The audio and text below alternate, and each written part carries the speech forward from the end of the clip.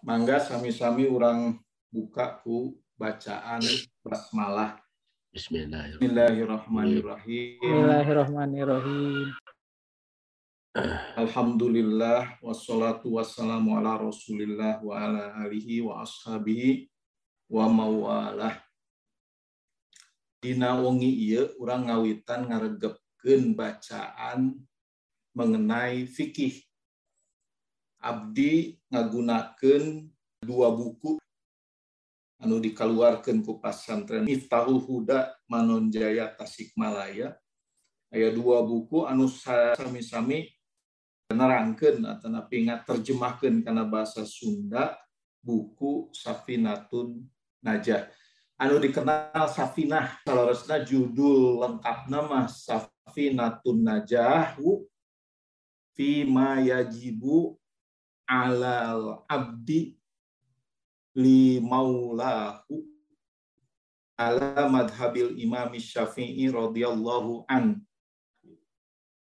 Bahtera anu nyalametkeun ti Allah subhanahu wa ta'ala fi ma yajibu alal abdi li maulahu dina naon-naon anu janten kawajiban hamba ka pangeranna ala mazhabil imam Syafi'i dina mazhab Imam Syafi'i radhiyallahu an. Allahumma akrimna binuril fahmi wa akhrijna min zulumatil wahmi waftah alayya abwaba ilmika wansur alaina khuzana ma'rifat. Ya Allah, muliakeun kami ku cahaya pemahaman, kaluarkeun kami tina poekna sasangkaan, bukakeun keur kami panto-panto ilmu anjeun, sebarkeun, luaskeun keur kami perbendaharaan makrifat ka anjeun. Buku Safinatun Najah dikarang ku Syekh Salim bin Abdillah bin Sa'ad bin Sumair al-Hadrami. Anjeunna dilahirkeun di desa di Asbah Hadramut Yaman. Wafatna kacatet nyaeta tahun 1855 di Batavia, Jakarta mun ayeuna mah. Makamna oge aya di Masjid Jami Al-Makmur Tanah Abang, Jakarta Pusat. Anjeunna dididik Al-Qur'an ku bapakna dugi katiasa digelari mu'alim. Gelar mu'alim di Hadramut harita nunjukeun kana jalmi anu ngabaktikeun hirupna kanggo ngajarkeun Al-Qur'an. Tapi sawios anjeunna tos telah mu'alim, anjeunna tetap belajar berbagai disiplin ilmu agama ka sababaraha syekh di Hadramut anu ternama di abad ke-13 Hijriah.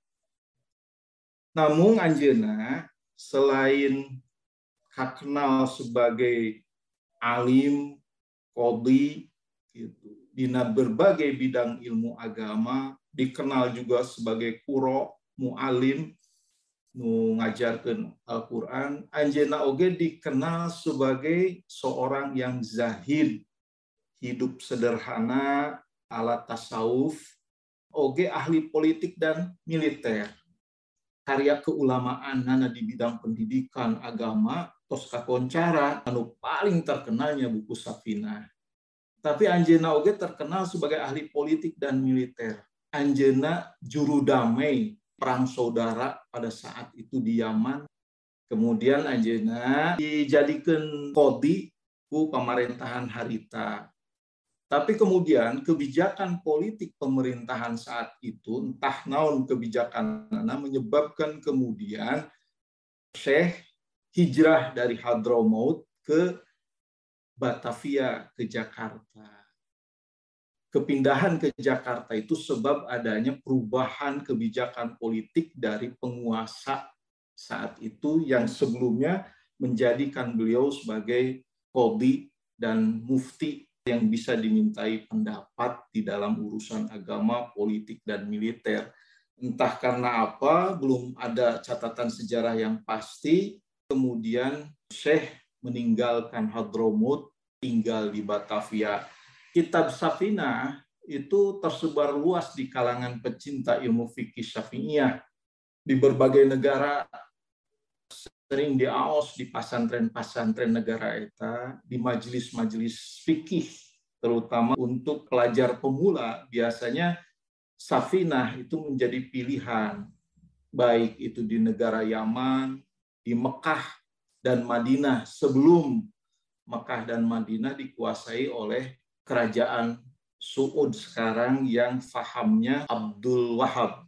Sebelum itu Safinah dijadikan bahan pengajaran di Mekah dan Madinah. Lalu kemudian di Jeddah sama, yaitu sebelum masa kekuasaan Saudi Arabia. Kemudian di negara-negara Afrika, abdi terang dugi ka ayeuna masih di negara-negara Afrika juga Somalia, Ethiopia masih menggunakan Safinah tidak untuk pengajaran fikih. Dan kemudian yang masih bertahan itu di Semenanjung Melayu, termasuk di Indonesia. Kami di Indonesia, kalau kita datang ke pesantren-pesantren salafiyah tradisional, maka buku pertama fikih biasanya adalah Safinah An-Najah ini. Nah, terkenalnya Safinah An-Najah menyebabkan kemudian banyak sekali orang yang menjelaskannya, mensyarahnya, menhasyiahnya. Salah satu daripada syarahnya, penjelasan dari kitab Safinah itu antara lain kitab Kasyifatus Saja, karya ajengan dari Jawa Barat, yaitu Syekh Nawawi Banten, anu wafat tahun 1897. Dan penjelasan yang paling komplit itu adalah penjelasan dari Syekh Nawawi Banten atas buku Safinatun Najah ini. Hanya sampai kepada pasal tentang saum saja, ditambahkan kemudian oleh para ulama sampai kitab haji. Kemudian yang kedua itu ada kitab Durratus Saminah karya Syekh Ahmad Al-Hadrawi, ulama Mekah kelahiran Mesir, anu wafat tahun 1808. Anu awalnya ditulis di kota Musawi, Ethiopia, di bawah Syekh Asyazali, Maroko, dan selesai di kota Taif. Saterasna macakeun matan redaksi asli dari kitab Safinah. Kemudian abdi bakal macakeun tarjamah sareng penjelasan tina bahasa Sunda anu dikaluarkeun ku pasantren Miftahul Huda Mangunjaya.